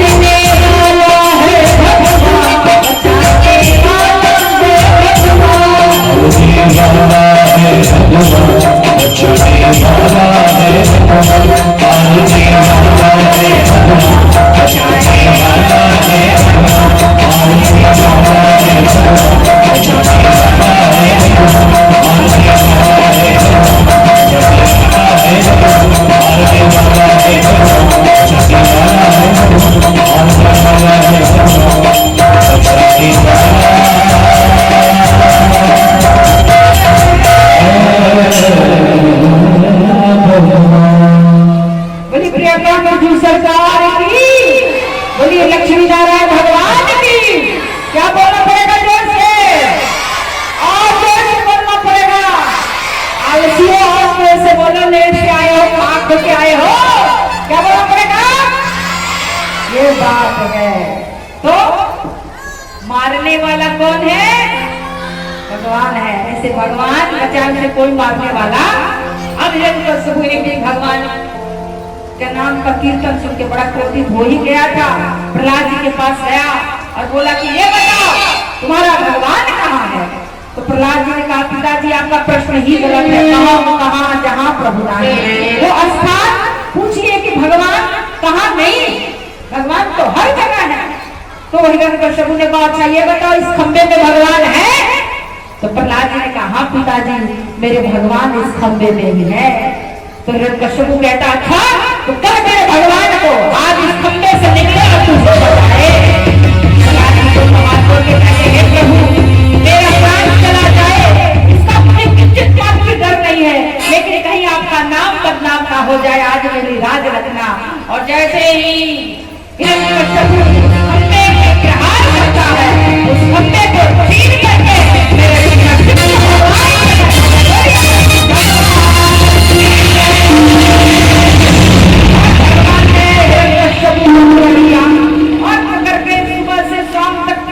करते रहे। जब बेला हुई तो भगवान नरसिंह हिरण्यकश्यप को चौखट में ले जाते हैं और अपने जंघाओं पे लिटा दिया। हिरण्यकश्यप कहता है कि आप मुझे नहीं मार सकते हो, मुझे ब्रह्मा जी का वरदान प्राप्त है। भगवान कहते चिंता मत करो, वीआईपी लोगों के लिए वीआईपी व्यवस्था होती है, मैं व्यवस्था पूरी करके आया हूँ। वरदान मांगा था न दिन में मरूं न रात में मरूं, तो बताओ अभी दिन है कि रात है? कहा न दिन है न रात है, गोधूली मेरा दिन और रात का मिलन हो रहा। तुमने कहा था न घर में मरूं न बाहर मरूं, तो न घर है न बाहर है चौखट पे। तुमने कहा था ब्रह्मा की बनाई सृष्टि में से किसी से न मरूं, तो ब्रह्मा को मैंने बनाया है, ब्रह्मा ने मुझे नहीं बनाया है। न नर से मरूं न पशु से मरूं, तो देख तो लो मेरा थोबड़ा, मैं नर हूँ तो पशु हूँ। कहा हिरण्यकश्यप ने सरकार सरकार लग रहे हो, आप तो नर रखते हो तो पशु रखते हो। अच्छा सरकार एक और रह गया, न अस्त्र से न शस्त्र से। तो भगवान ने कहा देखो मेरे हाथ में न अस्त्र है न शस्त्र, तुम्हारे लिए तो नाखून ही काफी है, नाखून से ही छीन डाला। अच्छा भगवान एक और वरदान मैंने मांगा था कि 12 महीने में से किसी महीने में ना मर। भगवान ने कहा चिंता मत करो, उससे भी वीआईपी व्यवस्था करके मैंने तुम्हारे लिए सारे ज्योतिषों को बुलाया, इधर घटाया इधर बढ़ाया और एक माह बना दिया, जिसे हम पुरुषोत्तम मास कहते हैं, मलका मास कहते हैं, अधिक मास कहते हैं। तुम्हारे लिए हम व्यवस्था पूरी करके आए हैं। तो हिरण्यकश्यप ने कहा तब अब छोड़ोगे कहाँ, जब व्यवस्था करके ही आए हैं। तो देखते देखते भगवान के बड़े नख बड़े थे, अपने विशाल नख से हिरण्यकश्यप के उदर को गिरगिट कर डाला भगवान ने।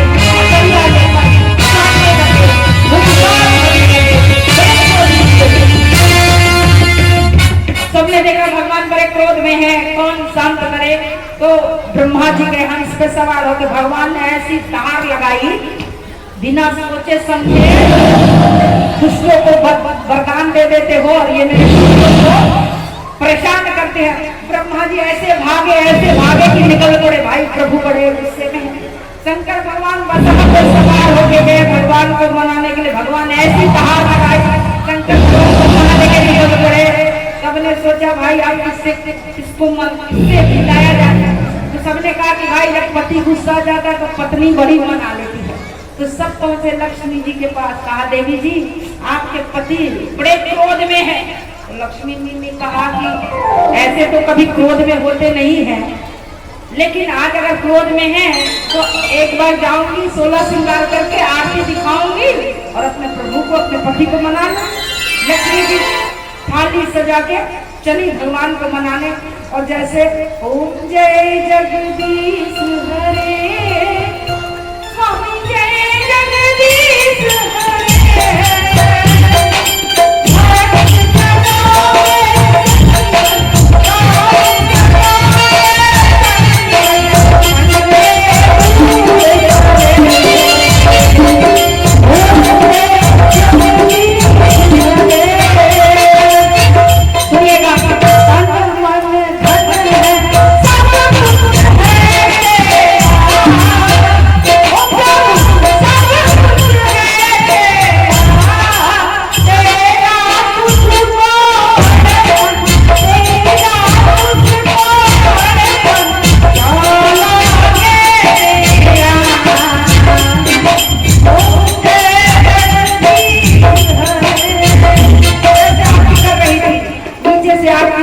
भगवान के चरणों से।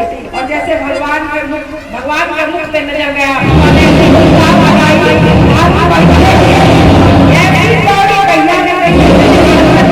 इनका शांत स्वरूप देखा था।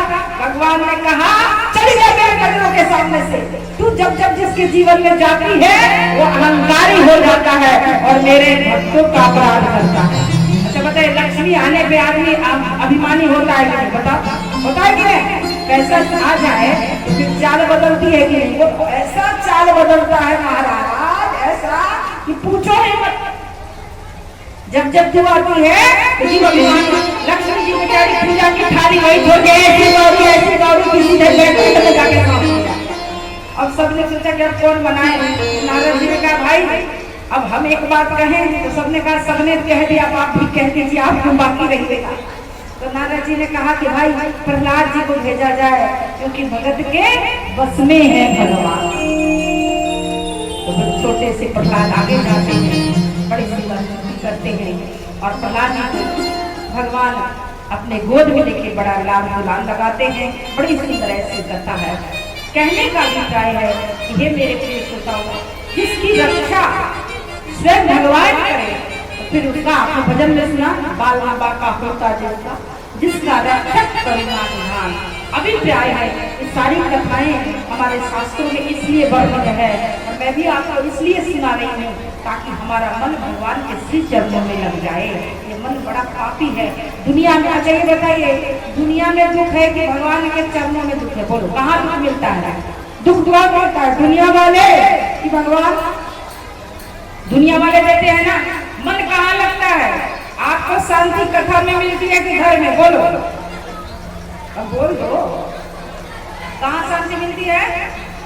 कथा में। किसको किसको कथा में शांति मिलती है बताइए? झूठे कहेंगे इसीलिए कथा में आते नहीं है। कथा में शांति है, कथा में हम जाते नहीं। और घर में अशांति है, घर हमसे छूटता नहीं है। कहा जाता है 6 बजे आओ, रोज वादा करके जाते हैं भागवत जी के सामने कि 6 बजे आएंगे। और मैं 6 बजे क्या थोड़ी लेट से आती हूँ कि कहीं अब आए हैं। लेकिन गजब यहाँ के चेहरे से होता है। कहते चाहे तुम कुछ भी कर लो, हम सुधरने वाले नहीं है। हम तो एकदम हाई लेवल के बिगड़े हुए हैं। चाहे कुछ भी कर लो, हम तो भाई अपने ही खा पी के आते हैं क्या? पहले खाना बनाएंगे, पहले खा लेंगे, पी लेंगे, उसके बाद झूमते झामते आराम से कथा में चलेंगे। बोले वृंदावन बिहारी लाल की, बोले प्रियाकांत सरकार की। ऐसी सुंदर कथा है। आइए एक हनुमान जी की कथा। अच्छा कौन वो बच्चा आया है नहीं, रोज जरासंध कहता कि हनुमान जी की कथा सुनाओ। आया है कि नहीं? हाथ उठा दे, आया हो तो। आया है कि नहीं? वो बालक जो रास्ते में कहते कि भाई हनुमान जी, हमारे हनुमान जी की कथा नहीं सुनाती है। हाँ, क्या बात है, बहुत अच्छा, प्यारा लगता है। बच्चों को जिज्ञासा होनी चाहिए। एक बार बच्चे के लिए ताली बजाइए, कम से कम इसने कहा तो। आइए एक सुंदर हनुमान जी की आप कथा सुन लीजिए, उसके बाद फिर आगे कथा में सुनाएंगे।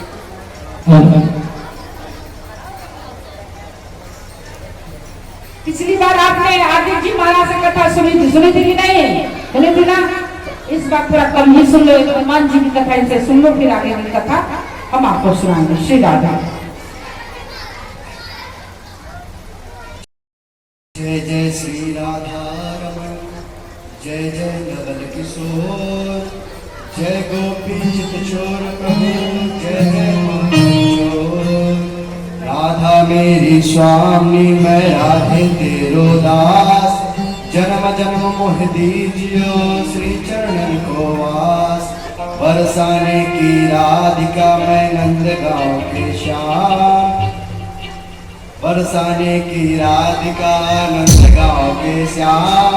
इनके चरणन में करो कोटि कोटि प्रणाम। कृष्णं नारायणं वंदे कृष्णं वंदे प्रियप्रियं, कृष्णं द्वैपायनं वंदे कृष्णं वंदे पितासुतम्। सर्वप्रथम श्री युगल सरकार के चरणों में कोटि कोटि नमन। उसके उपरांत सतगुरुदेव भगवान के चरणों में कोटि कोटि नमन। व्यास गादी पर विराजमान पूज्य माता श्री के चरणों में कोटि कोटि नमन। यहाँ उपस्थित करुणामयी मातृशक्ति माताएं, बहन, भाई, बंधु, बाल गोपाल, सबों को मेरा प्यार भरा राधे राधे। आइए 2 मिनट पानी को भजनों के माध्यम से पवित्र करते हुए फिर कथा श्रवण करेंगे। हमारो धन राधा श्री राधा श्री राधा, हमारो धन राधा श्री राधा श्री राधा, हमारो धन राधा राधा राधा राधा, हमारो धन राधा राधा राधा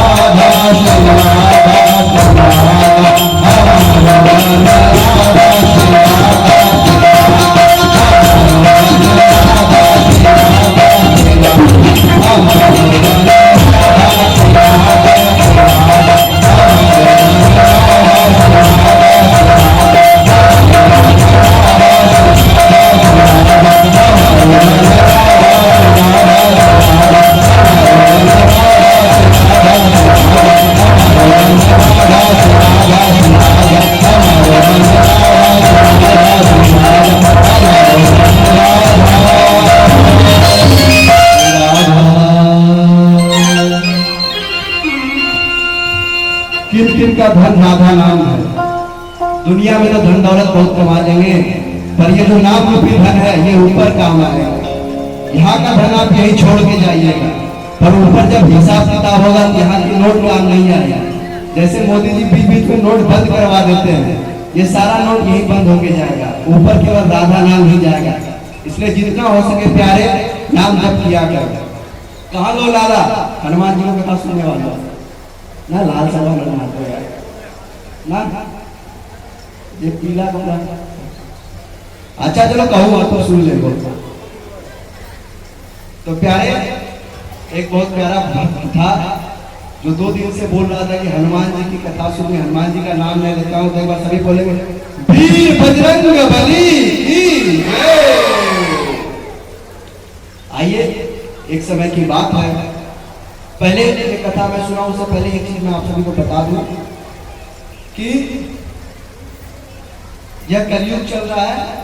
4 युग होते हैं, 4 युग का एक कल्प होता है और हर कल्प में भगवान अवतार लेते हैं, लीला करते हैं और हर लीला में कुछ ना कुछ अंतर होता है। इसलिए अभी जो मैं कथा सुनाने जा रहा हूँ वो किसी और कल्प का है, इसलिए इसको ध्यान में रखते सुनिए। एक समय की बात है, अयोध्या में हनुमान जी राम जी की बहुत सेवा करते थे, किंतु सत्संग में उनकी रुचि नहीं थी।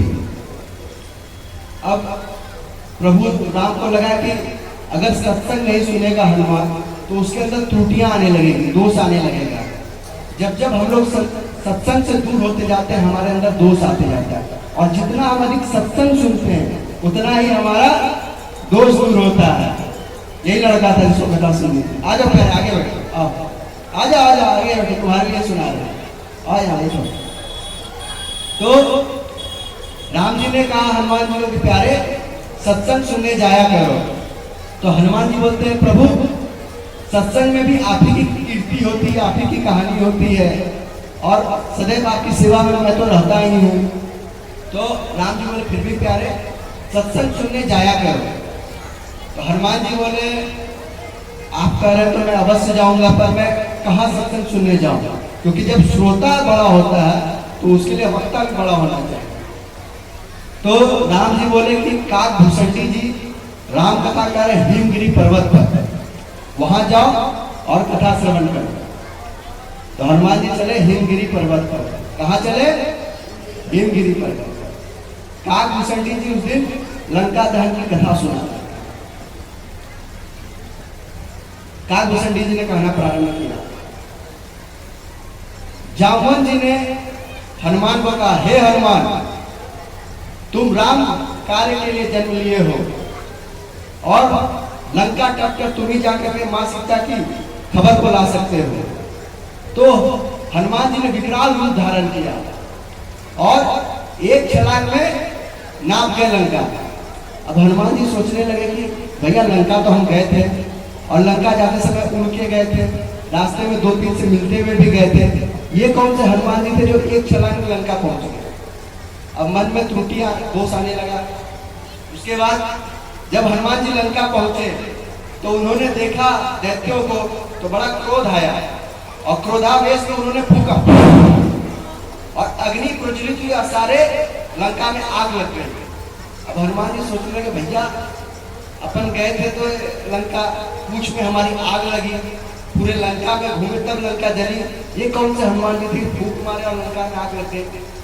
अब हनुमान जी का दिमाग घूमने लगा।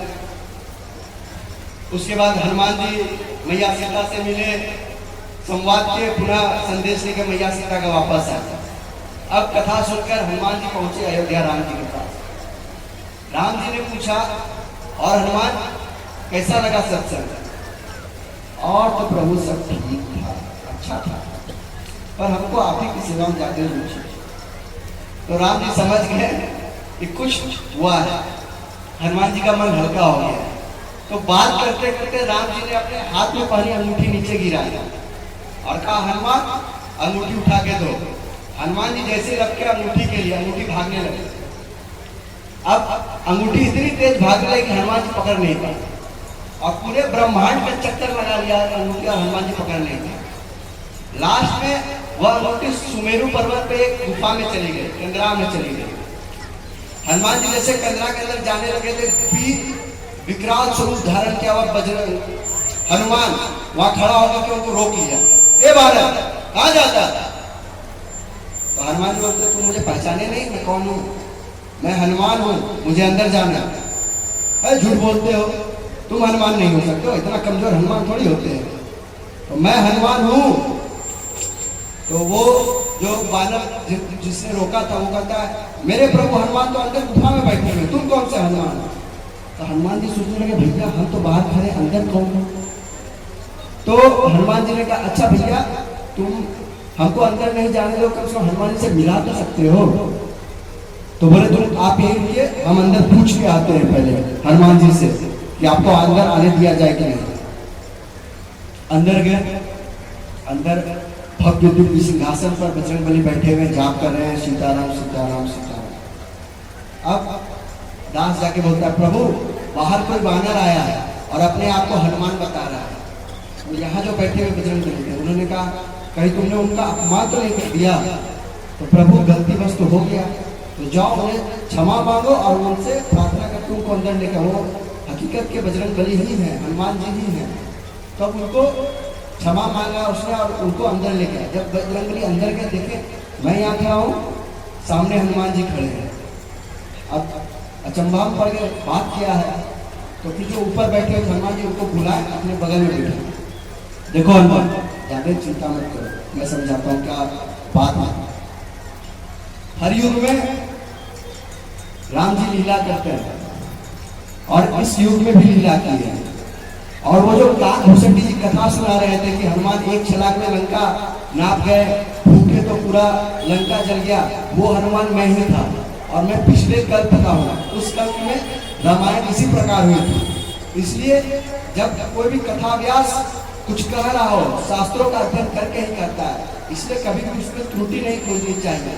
अपने दिमाग को चलाना चाहिए और संशय हो तो उनसे पूछ लेना चाहिए। तुम्हें पूछना चाहिए था उनसे यह विषय, तुमने नहीं पूछा, ये गलती है। और जहां तक अंगूठी की बात है तो देखो नीचे एक गुफा है, उस गुफा में जाके झांको एक बार। जब हनुमान जी अंदर झांके तो अंदर बहुत सारी अंगूठियां थी। तो दूसरे वाले हनुमान जी थे, उन्होंने समझाया कि हर बार राम जी आते हैं, हर बार कुछ न कुछ नया सिखाने के लिए वो अंगूठी की लीला करते हैं। और हर बार अंगूठी घूम फिर के यही आती है और इसी गुफा में जाती है। और हर बार अंगूठी एक हनुमान वापस लेके जाते हैं, किंतु वो अंगूठी दो हो जाती है कि हर बार आपको पता चले कि ये लीला कितनी बार हो चुकी है। तो इसमें दोष कथा भी ऐसा नहीं था, आपको समझना चाहिए था। अब हनुमान जी वापस पहुंचे अयोध्या राम जी के पास, प्रभु के चरणों में लौट के प्रणाम किए।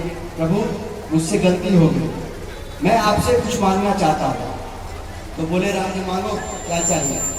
तो बोले प्रभु आपसे एक ही चीज चाहिए कि इस पृथ्वी पर जब जब कथा होगी, जहां जहां कथा होगी, उस जगह पर मैं जाऊं और कथा श्रवण कर सकूं, ऐसी क्षमता आप मुझे प्रदान करें।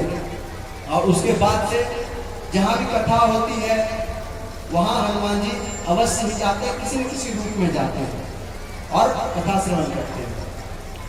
यह पूरा कथा कहने का जो सार निकल के आता है, वो सार में आता है कि हम सभी को सत्संग श्रवण करना चाहिए प्रतिदिन। जिस प्रकार भोजन हमारे जीवन के लिए लाभदायक है, जरूरत है, कि बिना भोजन के हम नहीं चल सकते हैं, उसी प्रकार बिना सत्संग के हम लोग सत्कार्य नहीं कर सकते, अच्छे कार्य नहीं कर सकते। सत्संग हमारे बुद्धि को जागृत करती है। इसीलिए प्यारे सत्संग में आओ, सत्संग श्रवण करो और अपने जीवन को लाभान्वित करो। और जितना अधिक से अधिक हो सके भजन कीर्तन किया करो, क्योंकि ये 84 लाख योनि में है जिसमें अपन भटक रहे हैं। मानव योनि है। आप सब एक बार अपने लिए ताली बजा लीजिए कि आप लोगों का भाग्य जाके कथा श्रवण कर लिया है। और ये मौका है, भगवान ये आप सभी को संकेत कर रहे हैं कि प्यारे बाकी तो लोग खाने कमाने में लगे हुए हैं,